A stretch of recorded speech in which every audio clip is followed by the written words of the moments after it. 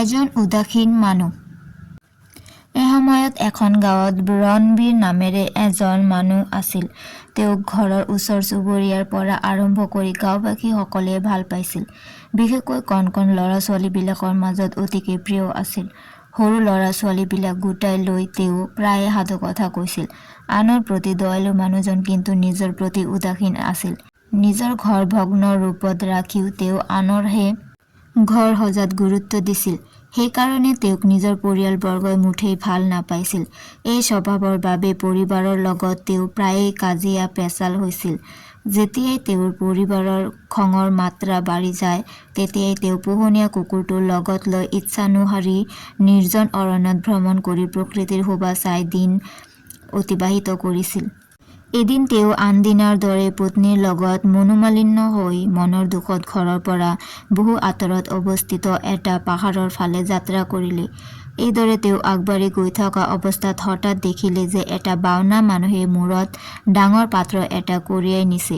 পাত্ৰটো ৰণবীৰে দেখি বৰ গধুৰ যেন অনুভৱ কৰি স্বভাৱসুলভভাৱে ৰৈ থাকিব নোৱাৰি বাওনা মানুহজনক সহায় কৰিবলৈ আগবাঢ়ি আহিল।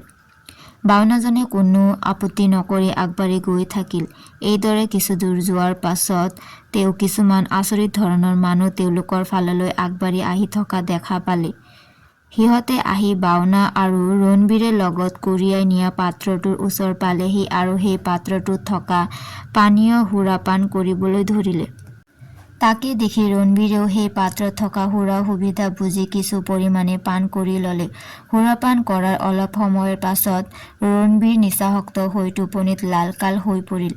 তেওঁ টোপনিৰ পৰা সাৰ পাই দেখিলে যে তেওঁৰ কাষত সেই বাওনাটো বা আন কোনো আচৰিত ধৰণৰ মানুহ নাই।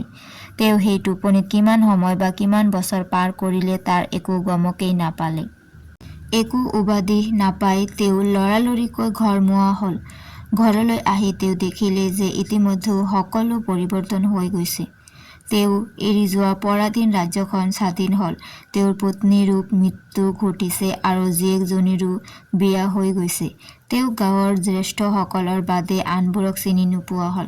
তেওঁৰ সকলো পৰিৱেশেই আচহুৱা যেন লাগিল। এই অৱস্থাৰ পাছত ৰণবীৰ গাঁওবাসীৰ মাজত এক অদ্ভুত জীৱত পৰিণত হ'ল।